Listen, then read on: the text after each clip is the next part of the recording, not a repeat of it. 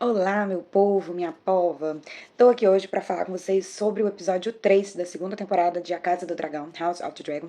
Hoje aqui tá bem frio, tô com tudo fechado, tudo lacrado e tô aqui no meu edredomzinho. Mas, sem muita produção, sem muita coisa, vamos falar sobre esse episódio, que tem muita coisa pra ser comentada. Então vamos começar a cena desse episódio com a Casa Bracken, os lords da Casa Bracken e da Casa Blackwood brigando. Nessa cena, um lado, que são os Bracken, são os meios ruivinhos ali. Eles defendem o Aegon, o usurpador, e os Blackwood, que é o do cabelo preto, ele acaba que defende a Rhaenyra. E essas duas casas, elas têm muita rixa há muitos anos. Os livros dizem que até podem ter mais de 1000 anos as casas terem essa rixa. E aí, essas duas casas, elas são vassalas da casa Tully, que é o Lord Tully, que ele é o Lord ali das terras fluviais. Então, o que acontece? Na cena, eles estão meio que brigando ali no começo, só que logo já corta pro final, que é aquele massacre. Essa batalha ficou conhecido como a Batalha do Moinho Ardente, onde os dois lords das duas casas vieram morrer. No livro, na série não mostrou como é que eles morreram, só mostrou que estava todo mundo lá massacrado, né? Mas no livro, ele é descrito como que os dois se enfrentaram num combate corpo a corpo e vieram a falecer, que seria o Lord Sir Amos Bracken e o Lord Samuel Blackwood.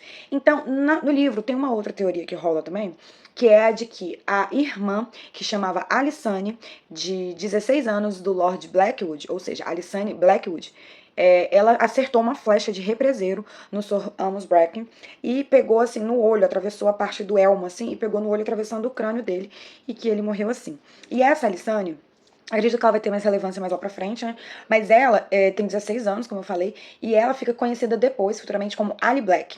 Então, o livro traz essa exposição, mas também ele joga que pode ser apenas uma lenda da família. Bom, e após a tentativa do gêmeo mal lá tentar matar a Rhaenyra em Porto Real, dentro dos aposentos dela, a princesa Rhaenys, ela pondera uma situação que é até muito inteligente, a série trazendo as colocações dela, porque ela é uma personagem muito inteligente, e ela fala, cara, não é possível que o Otto Hightower, mesmo sendo um crápula que ele é, que ele iria ser burro de estar de acordo com um plano desse, até porque ele não seria passional de estar a favor de um manto dourado, que é um guarda real, é um guarda honrado, que eles fazem um voto de lealdade, onde eles não podem atentar contra a vida de nenhuma pessoa da realeza, ir lá e fazer um ato de traição desse tentando matar uma pessoa da realeza, porque por mais que a Rhaenyra não fosse rainha, já que ele considerasse o Aegon rei, ela é irmã do rei, então é uma pessoa da família real, sabe? E a Rhaenys vai e pondera isso, falando que não faz sentido nenhum, que o Otto jamais permitiria isso, e realmente ela tá certa, porque lá na série o Otto fala que esse plano é horroroso e quem deu a ideia desse plano foi o Criston Cole. Porém, ela vai nessa tentativa de passividade, né?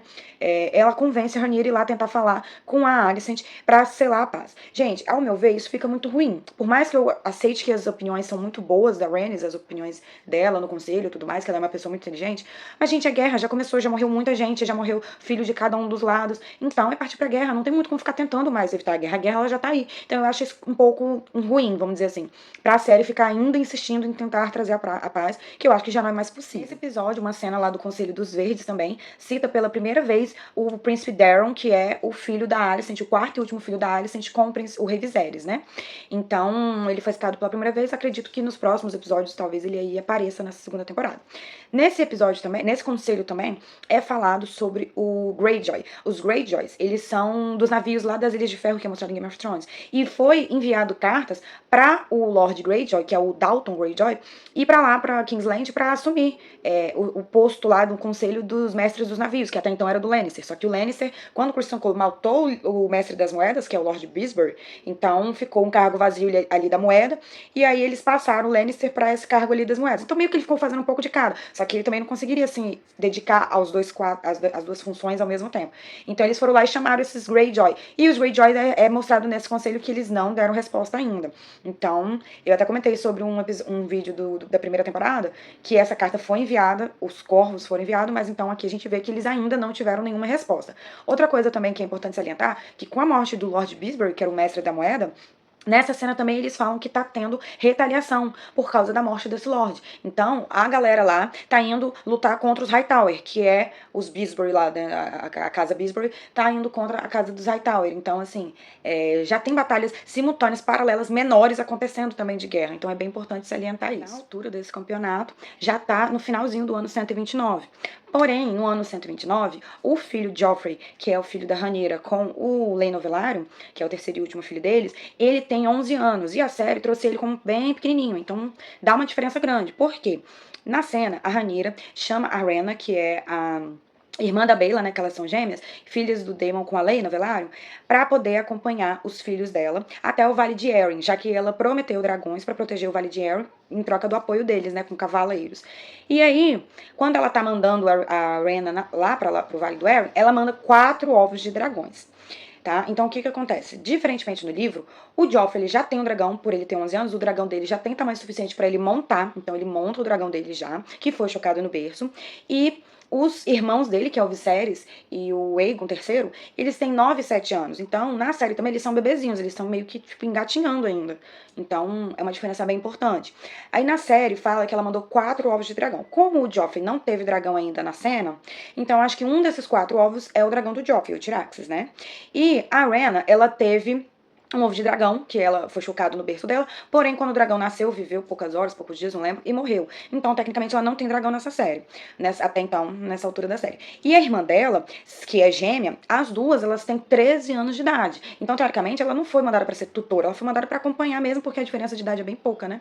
E a Baela, que é a irmã gêmea dela, tem um dragão que chama Moondancer, ou Baila-Lua, e essa Baila-Lua, nos livros, ela ainda não é montada, porque ela não tem tamanho ainda pra aguentar o peso da Baela. Mas, na série, ela já aparece com um tamanho bom, e a Baela monta já nele sim, nessa Baila-Lua, não sei se é macho, se é fêmea, enfim. Entendeu? Então são pequenas diferenças, mas que são bem importantes, que fazem muita diferença no entendimento da série. Até porque o dragão do Tyrax, né, ele tecnicamente, vamos botar, ele tem uns 11 anos, que é a idade do menino. Então não é um dragão assim tão filhotinho, né? Curiosidade sobre esses ovos de dragão, como eu falei, eu acho que é o Tyrax, né, que é o ovo do Joffrey, mas os outros 3 ovos, os produtores confirmaram que são os ovos que vão aparecer lá em Game of Thrones, sendo os ovos da Daenerys. Então é o Rhaegon, o Viserion e o Drogon. Porém, como que esses ovos sumiram, desapareceram e apareceram quase 200 anos lá em Game of Thrones, a gente ainda não sabe, mas é sim o easter egg com God. E depois a gente tem uma cena de uns caras bebendo lá na taberna, e um desses caras vira e fala que ele é um bastardo Targaryen. Ele alega ser filho de Baelon, que é o pai de nada mais nada menos que Viserys e Daemon. Então, será que ele é um neto também do rei de Harris, o rei sábio? Então, não sei, mas ele alega lá na taberna. E nessa cena também tem um bêbado lá aleatório que ele dá um tapa na bunda da servente, da atendente que tá servindo bebidas pra eles.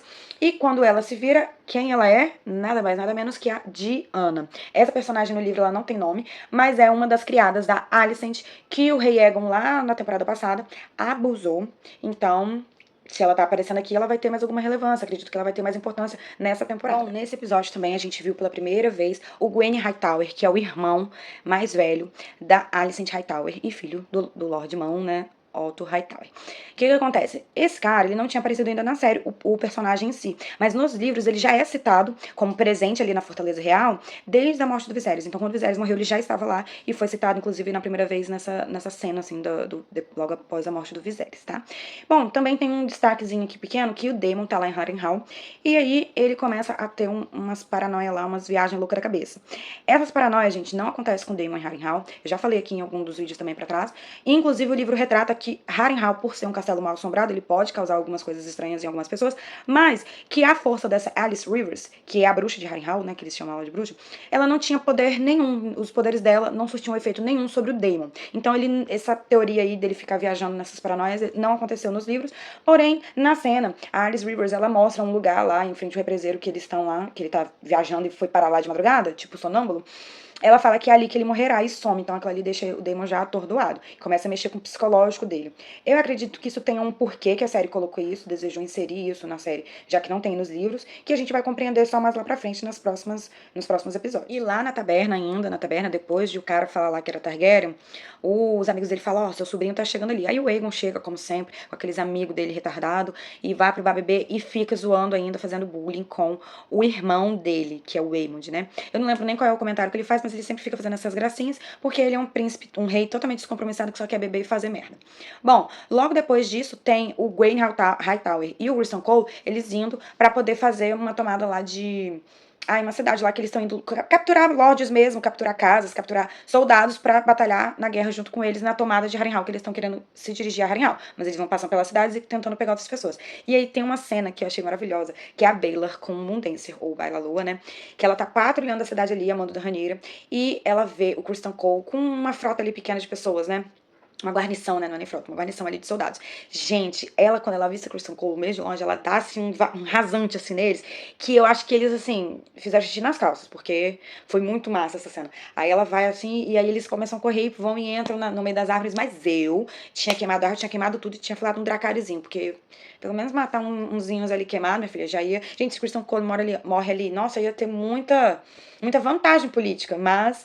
Como ela falou pra Rhaenyra, ela só foi patrulhar e ela não foi permitida de tomar nenhuma ação. Então, por isso que não veio os Dracarys. Mas, gente, todo mundo ficou esperando um Dracarys ali no Criston Cole.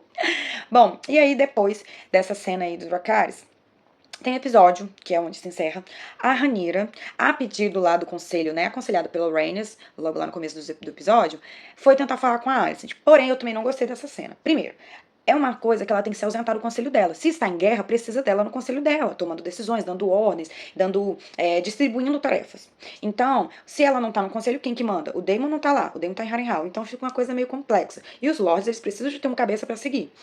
E aí, o livro até fala que ela deixa a Rhaenys como a Lorde de Derivamarca, a Lady de Derivamarca, então tomando a frente ali de Derivamarca. Mas isso não é o suficiente, né? E aí, o que acontece? Ela indo lá, ela tá se arriscando, uma viagem demorada, ela fica dias fora, ela não pode simplesmente pegar a Syrax e chegar lá em Porto Real, né? E nem pode ser reconhecida. Se ela é reconhecida, ela é morta, e morre ali mesmo, acaba tudo, acaba a guerra ali mesmo. Então ela se arriscou muito, eu acho que desnecessariamente pra pouca coisa. E aí chega lá, ela se disfarça de Septã, e aí vai, teoricamente seria freira, né? Então ela se disfarça de freira e vai lá com um soldado apenas, e ela encontra com a Alicent lá no septo, né, lá na igreja, vamos dizer assim, e vai conversar com a Alicent, fala, pelo amor de Deus, vamos evitar essa guerra, tarará, mais gente vai morrer, a gente tem como evitar, vamos, sei lá, paz, tarará, tarará, tarará. E a Alicent fala que não, que não, que não, e ela fala, tipo, não entendo, meu pai sempre me manteve herdeiro até a morte dele, eu não entendo como que ele iria mudar de ideia no final da vida. E aí ela fala, ela falou antes de morrer, ele falou antes de morrer pra mim, e ela cita que o rei Viserys, antes de morrer, falou assim que o Aegon era o príncipe prometido. Só que essa conversa da canção de Gelo e Fogo no final da morte do Viserys não existe nos livros. Então, nem a canção de Gelo e Fogo, propriamente dita, não existe nos livros. E aí essa confusão toda foi só pra série. E que eu acho que foi uma confusão toda mesmo à toa. Não, eu acho desnecessário. Eu acho que eles quiseram colocar essa canção de Gelo e Fogo na série pra deixar como um ímpeto, uma motivação a mais pra Alicent querer tomar o trono. Mas não, a Alicent quer tomar o trono porque ela só pelo poder mesmo, porque ela quer o poder, porque ela é uma pessoa ruim no livro mais até do que na série. Na série tenta humanizar muito ela, deixar ela como boazinha, ela como tentando, ai, não vamos matar a Rhaenyra, vamos prender. E não, ela quer o poder pra ela sim, os Hightower quer o poder deles desde quando começou. A ela ter filhos homens, ela briga e luta por isso. Então não essa canção de Gelo e Fogo não mudou muita coisa, assim, ao meu ver, da motivação dela, que é egoísta. Então eu acho que isso só atrapalhou, em vez de ter ajudado a série. Mas, quando a Rhaenyra fala que é sobre a canção de Gelo e Fogo, que o pai dela contou pra ela antes de morrer, que ele tava falando sobre o Aegon, o príncipe cometido, que era o Aegon, o conquistador, que era o primeiro Aegon, aí ela, chocada, passada, e fala, não houve engano nenhum, e se faz de sonsa, faz a egípcia, e fica por isso mesmo. Ou seja, a Rhaenyra foi lá, perdeu tempo, se ausentou de tomar decisões de guerra, podendo morrer a qualquer hora, à toa. Então acho que isso foi muito desnecessário, não gostei muito dessa cena, mas vamos ver que rumo que vai tomar. Entretanto, mais uma tentativa de selar a paz antes de mais mortes acontecerem foi invalidada. Então, o que vocês acharam desse episódio? Teve muitos acontecimentos, tudo que teve diferente no livro eu já trouxe aqui pra vocês, e em breve eu solto o próximo vídeo sobre o episódio 4.